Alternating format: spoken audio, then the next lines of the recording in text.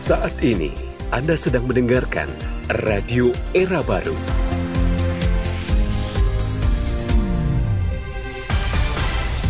More green, more sustainable. Green Radio Line.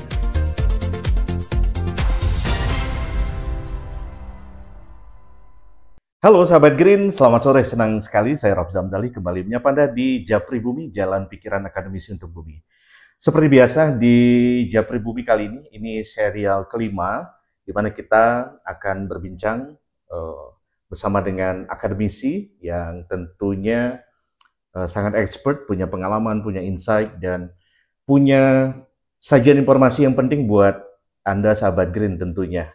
Dan tentunya bisa mendengarkan kami di streaming di www.greenradioline.id atau juga bisa menyaksikan kami di pencarian YouTube dengan pencarian Green Radio Line. Selamat bergabung dan selamat mendengarkan. Oke, kali ini di hadapan kita, di hadapan sahabat Green, kita sudah kedatangan salah satu expert peneliti dari Pusat Unggulan Iptek soal gambut dan kebencanaan. Ya, siapa lagi kalau bukan Pak Dr. Haris Gunawan. Apa kabar Pak Haris? Baik, Pak.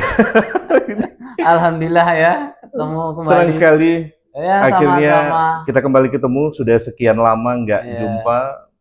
Sehat ya Pak Haris? Ya, sama-sama sehat selalu. Terima kasih atas waktunya. Nah, Ya, beliau sahabat ini Green ya semuanya. siap. Pak Haris, tentu beliau ini sangat expert, teman-teman. Beliau pernah menjabat Deputi 4 Badan Restorasi Gambut Republik Indonesia, salah satu badan yang memang dikhususkan kala itu oleh Presiden Jokowi melalui perpresnya untuk mengorkestrasi. Nah, Pak Haris itu sebut istilah itu sering sekali. Mengorkestrasi, mengkoordinasi dan memfasilitasi agenda restorasi ekosistem mangrove dengan gambut. Jadi lupa nih saya. Gambut sahabat Green, kala itu gambut karena gambut dianggap dianggap mengalami degradasi yang luar biasa. Ada problem pengetahuan juga di dalamnya yang menyebabkan bencana skala masif itu terjadi. Nah, Pak Haris menjadi orang yang sangat penting kala itu untuk melakukan agenda restorasi gambut di 7 atau 9 kala itu ya, provinsi prioritas. Ya. Nah, termasuk Riau yang skala pemulihannya termasuk besar. Nah, dan sekarang Pak Haris kembali nih ngobrol-ngobrol bersama kita soal gimana nih masa depan gambut. Nah, hari ini kita bakalan ngobrol, teman-teman, sahabat Green, terkait dengan restorasi gambut berbasis restorasi gambut skala landscape, keberlanjutan fungsi dari ekologis, dan bonus ekonomi dari karbon. Nah, ini 3 topik pembicaraan yang sangat penting ya. Tapi untuk mengawal ini Pak Haris, apa kabar agenda restorasi gambut kita ini? Riau kan sangat identik ya dengan ekosistem gambut yang luas, lalu kesatuan hidrologis gambut yang terbentang sangat luas sekali, terhubung dengan areal-areal yang sangat vital, areal konsesi dan sebagainya. Nah, hari ini gimana tuh kondisi ekosistem yang dulu Pak Haris sangat serius mengurusnya gitu? Cerita dong. Ya, terima kasih. Ini luar biasa nih. Pertanyaan awalnya gimana kita ngelihat ekosistem gambut dalam kondisi kekinian ya. Ya, apapun kita informasikan, jadi kita ini kan ekosistem gambut kita sudah dalam dalam tingkatan apa yang kita sebut sebagai tingkatan degradasi.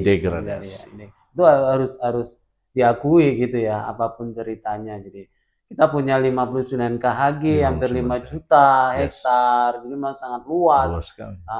Jadi artinya kita berhadapan dengan challenge, tantangan bagaimana 59 KHG dengan luasan hampir 55 juta, kemudian yang gambutnya sendiri mungkin sekitar 3 jutaan itu bisa terus terus menyanggah fungsi ekologis, dan juga jangan lupa ketika fungsi ekologis itu bisa dijaga, bisa kita pulihkan, ya tentu kehidupan kita ataupun masyarakat dan tentu aspek yang ekonomi dan lainnya bisa terus berkelanjutan. Ya, kondisi terkini itu kalau kita ngelihat ya tetap kita dalam kewaspadaan degradasi berlanjut. Degradasi berlanjut itu apa namanya yang kita tidak bisa dihindari dan ada hipotetik secara ilmiah. Ya ini yang harus hati-hati memang kita membacanya. Gimana tuh? Restorasi kita ini masih diterjemahkan sebagai quick response, respon cepat terhadap resiko kembalinya disaster, kembalinya bencana. Agak berbeda memang terminologi yang kita pahami kebakaran gitu loh.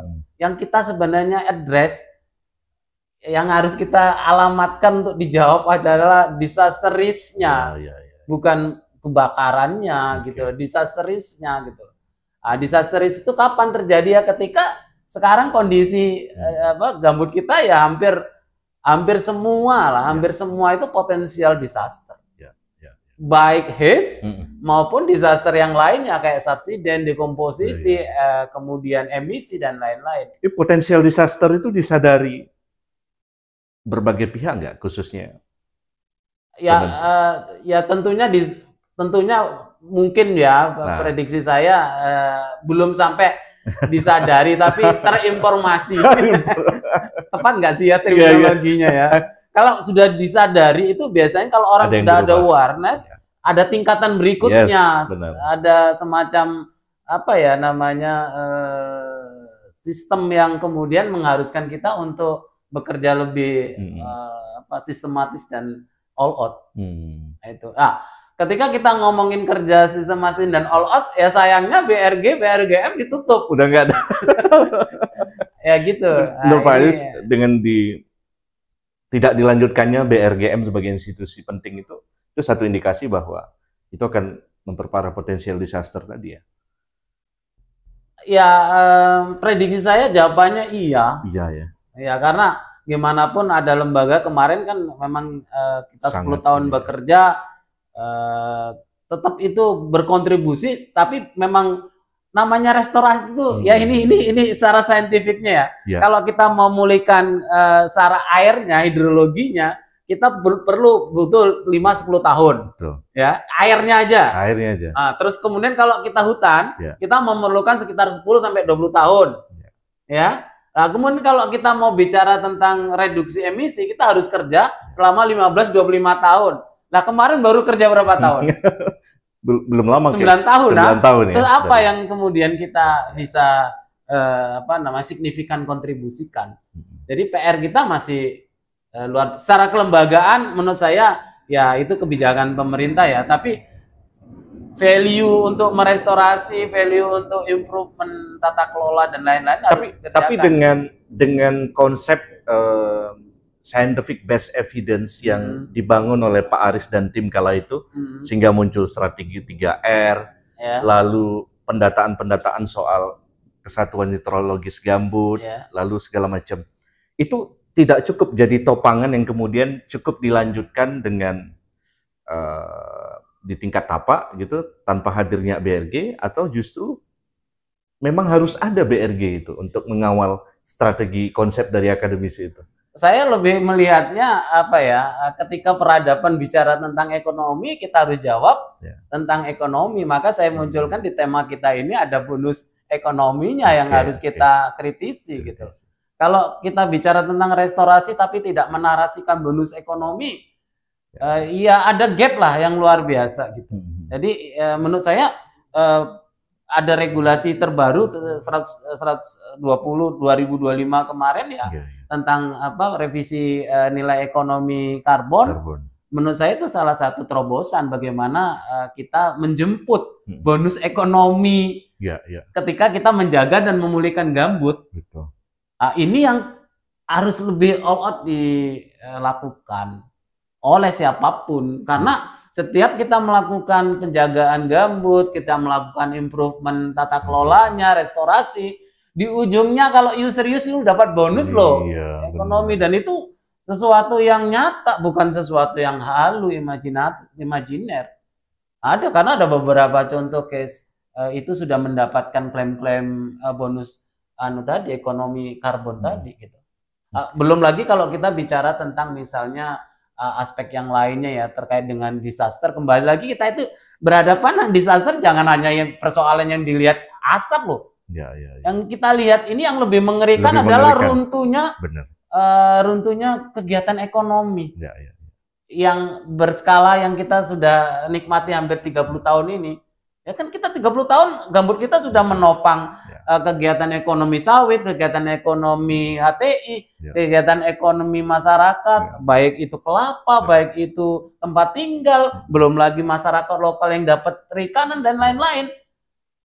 Lah ini yang harus kita orkestrasi gitu, fungsi ekologisnya gitu loh. Yang kemudian kita terjemahkan ada tambahan loh, ini ada tambahan bonus loh, ekonomi karbon.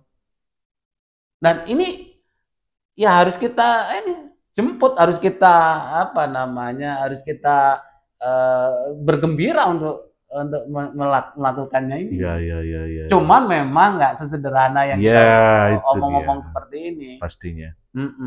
Itu kan seiring sejalan ya Pak Aris ya, antara mengelola gambut dengan berbasis landscape, lalu juga memastikan fungsi nature gambut itu sebagai lahan basah, lalu juga sekarang itu tadi bagaimana kemudian carbon credit, artinya ada apresiasi dari improvement yang dikerjakan gitu kan. Nah itu kan dalam langkah yang saling terhubung gitu. Nah ini nampaknya kalau bicara di skala Riau, apakah kayaknya belum nampak itu ya, bahwa misalnya masyarakat yang memang masyarakat ataupun korporasi yang memang punya tanggung jawab moral untuk menjaga restorasi yang telah dilakukan oleh BRG kemarin gitu kan. Tapi soal improvement, apresiasi terhadap keberhasilan masyarakat itu kayaknya belum tersambung gitu, saya melihat pengetahuan soal ini gitu, antara upaya kita mencegah terjadinya disaster dengan menjaga fungsi ekologis dan bonus gitu, itu belum including gitu di pikiran publik gitu, atau di pikiran orang-orang yang punya fungsi soal perlindungan ekosistem. Ya tentu kita punya keterbatasan untuk menyampaikan secara luas ya. Green Radio dan media juga harus mengarus utamakan dong. Kan itu PR kita. Jadi supaya memang pengetahuan dan juga informasi ini benar-benar utuh. Karena jangan hanya ketika kita ngomongin ini dilihat sebagai sesuatu yang sesuatu yang gampang, mudah, simple. Enggak seperti itu gitu loh. Ini kerja panjang gitu loh. Seperti kita kalau ngomongin bonus ekonomi karbon, itu kita harus berani mengatakan, you baru dapat sekitar 15 sampai 25 tahun loh. Siapa yang mau seperti itu? Investasi dulu misalnya. Kemudian kalau kita ngomongin revegetasi, reforestasi, Anda baru bisa konsisten itu sequestration karbon dalam bentuk biomas itu sekitar 10, 15, 20 tahun. Yang cepat ya hidrologinya. Kita itu secara akademiknya begitu ya. Jadi menurut saya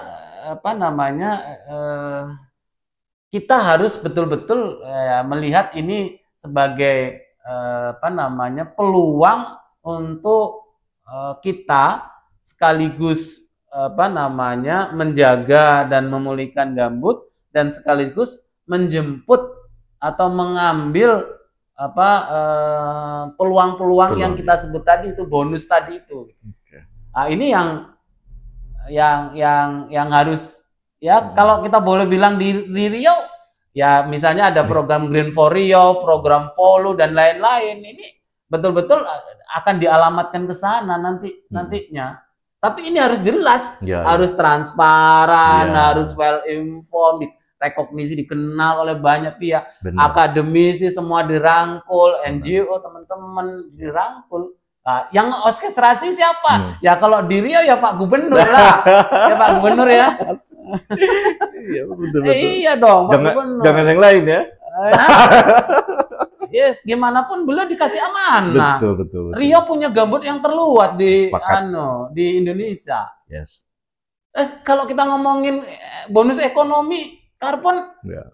nggak bisa lepas dari gambut Riau. Apalagi itu. sekarang ini tekanan fiskal ya luar biasa ya. Artinya itu. kalau kemudian dialihkan ke situ itu bisa membantu ruang fiskal kita juga kan dalam sisi pendapatan daerah. Ya, tapi sekali lagi itu perlu waktu ya, perlu effort, perlu investasi dan lain-lain. Tapi Riau harus dalam beragam mekanisme ya, kayak model Green for Riau, kemudian ada yang model-model mekanisme PS perhutanan sosial masyarakat, hutan desa dan lain-lain itu udah tepat ya. Sudah tepat. Tapi jangan lupa harus juga kita sebut sebagai hilirnya itu adalah bonus. Kita harus sampaikan dengan jelas. Nanti di ujung sana ada bonus. Untuk menuju bonus itu harus ada tahapan-tahapan yang betul-betul rigid, ketat dan betul-betul harus kita kerjakan. Jangan tiba-tiba kita ngomongin bonusnya, kita kerjanya nggak menuju bonus. Iya. Gitu loh. Jadi kalau kita mau ngomongin bonus dan itu real ada. Jadi kalau kita ngomongin gambut Riau atau gambut Indonesia dengan beragam skema lah. Harus dibuka. Misalnya kalau dunia bisnis kita buka skema voluntary carbon market udah dibuka oleh Presiden Prabowo. Kemudian mau PKRBP, BPDLH, reserve based payment juga ada jalurnya. Kemudian mau jalur yang plan FIPO masyarakat ada juga. Cuman memang yang ketiga yang kayak gini ini bukan sesuatu yang instan bisa langsung kita 15-25 tahun perkiraan kita baru kita dapat bonus itu. Harus jadi prioritas ya. Iya. Kalau kita ngomongin salah satu address yang harus kita jawab, yang harus kita alamatkan, ya salah satunya adalah kita betul-betul menjemput yang bonus ekonomi karbon itu. Karena ini kan Pak Haris ya, karena kan ketika dia tidak masuk dalam skema rencana strategis pembangunan, itu kan jadi jadi tidak ada akselerasi gitu kan. Ya tentu yang mungkin cobalah sekarang kita berpikir sekali-kali juga Bapeda ngumpulin semua kepala Bapeda kabupaten yang bergambut, terus kita ngomongin tentang restorasi landscape hidrologis, kemudian fungsi ekologis, bonus ekonomi karbon, itu kemudian kan ada perencanaan di situ. Itu luar biasa. Iya harus dikerjakan. Tapi kayaknya Pak Gub nggak ngarah ke situ tuh Pak Aris. Ya maka kita segmen beliau. Ya Pak. Ya Pak Gub ya. Ya sahabat gitu, apa yang dibilang Pak Aris itu betul sekali. Karena itu luar biasa sekali ya. Banyak nilai tambah nanti yang akan Riau dapat dari keberhasilan dia menjaga ekosistem penting itu gitu ya. Menjaga dan memulihkan. Yes. Dan itu kan existingnya ataupun kondisi terkininya kan semua pihak banyak yang memang sudah hadir. Dan kalau semua pihak ini banyak pihak kan mikirnya macam-macam. Harus ada yang orkestrasi yang memimpin. Yang memimpin kalau di sini ya Pak Gubernur lah. Ya. Iya Pak Gubernur harus memimpin. Itu kita underline itu betul sekali. Iya. Orkestrasi harus dipimpin oleh Gubernur. Iya harus. Jadi gimana restorasi skala landscape, menjaganya, kemudian kita ukur betul itu fungsi ekologisnya, seberapa sekarangnya, kemudian dengan intervensi berapa dia pulihnya, berapa indikatornya, kemudian baru kita ngomongin tentang bonus ekonomi karbon itu. Jadi kalau mau ya itu dah hitung-hitungannya. Mau nggak kita Riau ini investasi sekitar 25 tahun lah. Di gambut, tapi benar-benar sustain ya, sustainability ya. Gitu. Kalaupun nggak bisa semua ya harus ada pilotnya lah. Kan kita ada pilot, teman-teman di di dunia usaha sudah mulai. Yang saya tahu kayak RAPP Group dia punya restorasi ekosistem Riau. Kemudian kita punya beberapa PS di gambut, perhutanan sosial HD. Kemudian juga kawasan-kawasan konservasi kita yang bergambut, kayak SM, kayak Taman Nasional Zamrud dan lain-lain. Ya. Itu kalau kita bisa wacanakan Itu luar ini, biasa ya. ya haruslah, Ya, karena kalau enggak kita kehilangan momentum untuk dapat bonus ekonomi karbon itu. Gitu. Oke. Dengan adanya gambut gini, ya mangrove juga ada potensinya, tapi kebetulan kompetensi saya di gambut, ya saya tetap meyakinkan, apalagi Riau gambutnya lebih dari separuh daratannya Riau. Oke. Kalau di tataran masyarakat, Pak Aris melihatnya ada problem tersendiri juga nggak? Artinya masyarakat ini kan juga jadi protektor yang penting untuk menjaga fungsi hidrologis dan model pengelolaan berbasis landscape itu. Dan kalaupun ada, apa problem yang di masyarakat? Ya, kalau banyak yang dari hasil riset gitu yang mengatakan tetap ada aspek kita belum bisa mentransformasi kegiatan-kegiatan jaga gambut, restorasi itu dalam living living livelihood-nya, everyday-nya masyarakat. Itu yang memang belum belum kelihatan gitu ya, ketika masyarakat jaga, ketika masyarakat merestorasi. Sebenarnya seberapa sih baliknya dari kegiatan-kegiatan mereka. Itu yang perlu dijawab juga gitu. Kebetulan saya tetap melihat bagaimana ini jangan sepenuhnya diserahkan masyarakat. Masyarakat itu sebenarnya menurut saya simple ya, sebenarnya ya. Kalau jelas itu kita hadir, jelas kita berkomunikasi dengan terang benderang. Kita itu dalam arti yang memang bukan di situ ya. Baik itu pemerintah pusat, pemerintah daerah, pejabat dan lain-lain, akademisi semua, teman-teman NGO hadir di situ. Kemudian jelas terbangun namanya partnership, trust dan lain-lain, transparansi. Ya, saya kok melihat ini peluang untuk masyarakat bisa juga bekerja dalam konteks untuk orkestrasi kita menuju fungsi ekologis dan bonus ekonomi tadi karbon. Sangat memungkinkan ya. Cuman sekali lagi ini butuh contoh yang konkret, butuh tokoh yang betul-betul masyarakat.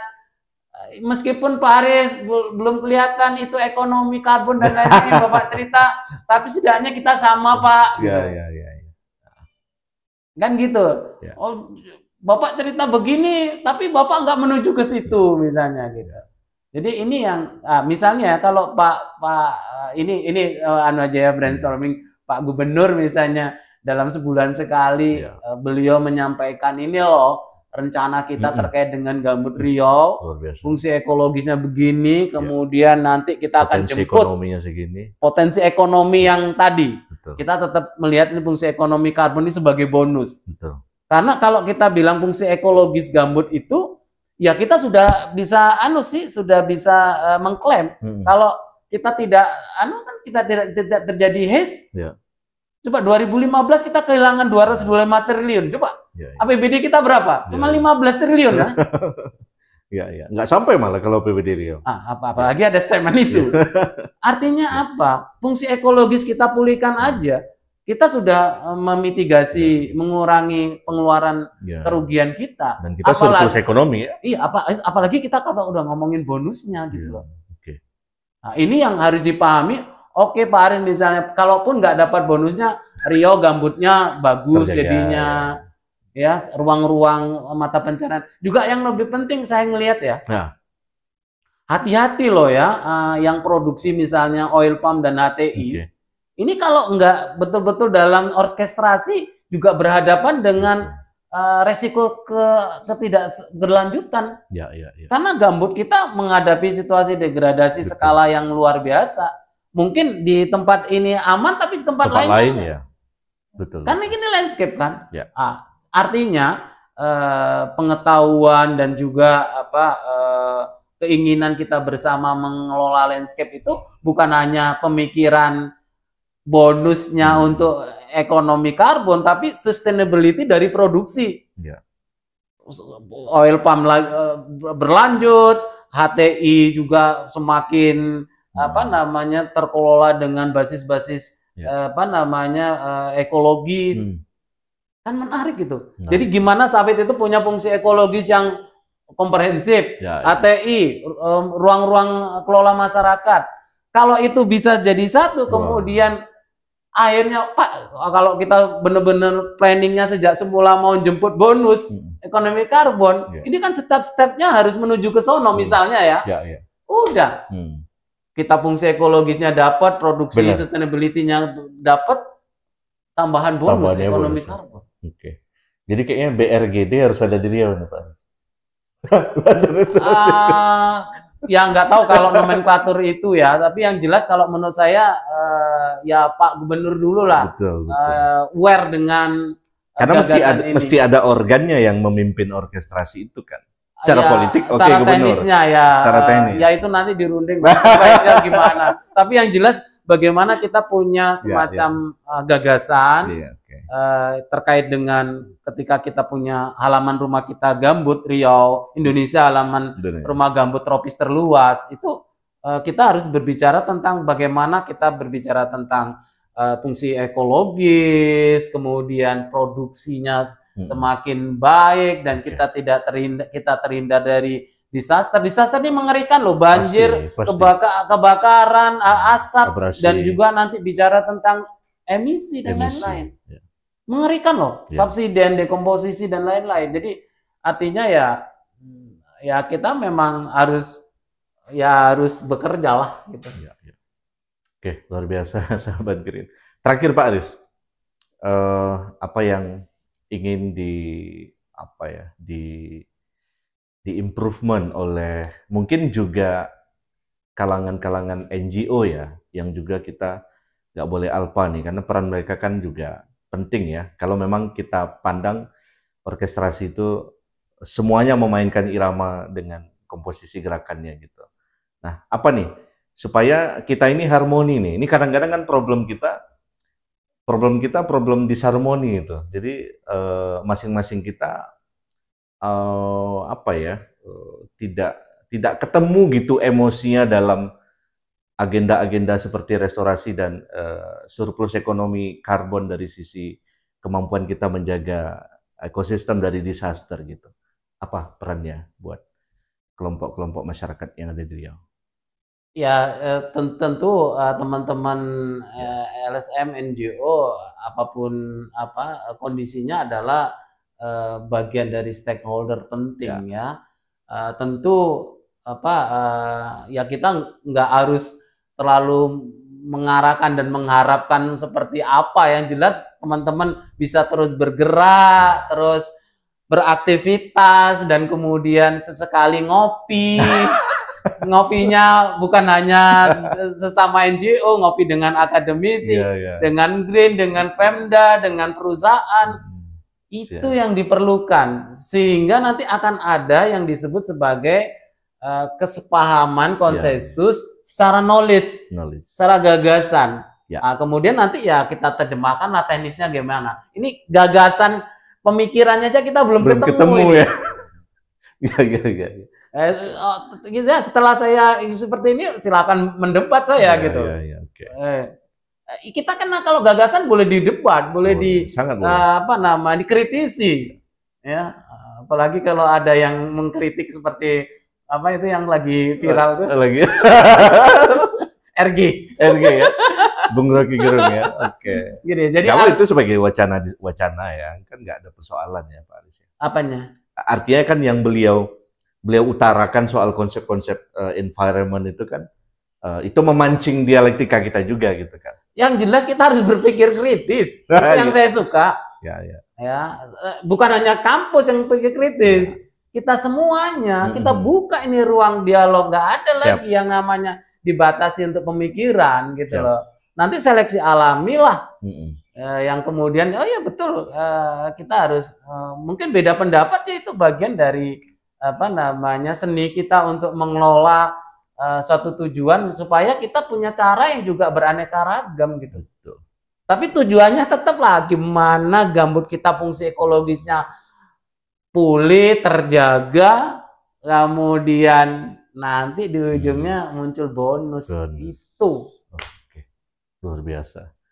Luar biasa. Terima kasih Pak Aris. Ini kayaknya harus ada sesi khusus bagi Pak Aris Gunawan ya, untuk kemudian memang leading ya soal-soal bagaimana mengelola gambut berbasis landscape, fungsi ekologisnya dijaga gitu, dan pada akhirnya kita dapat surplus ekonomi dari keberhasilan kita mengelola ekosistem.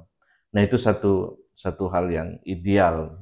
Mudah-mudahan sahabat Green itu memberikan inspirasi, insight bagi kita semuanya, dan ini memang harus terpimpin.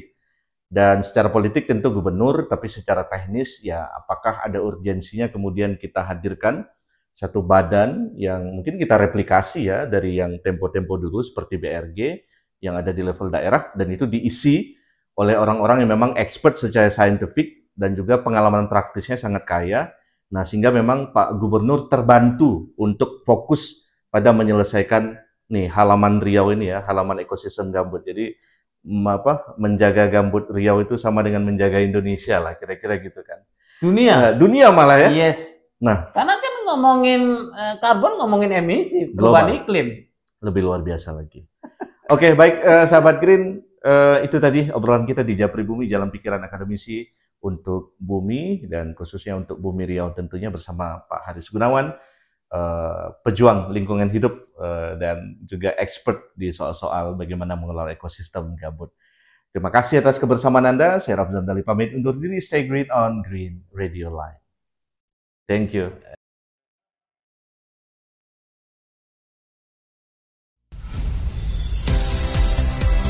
Saat ini Anda sedang mendengarkan Radio Era Baru.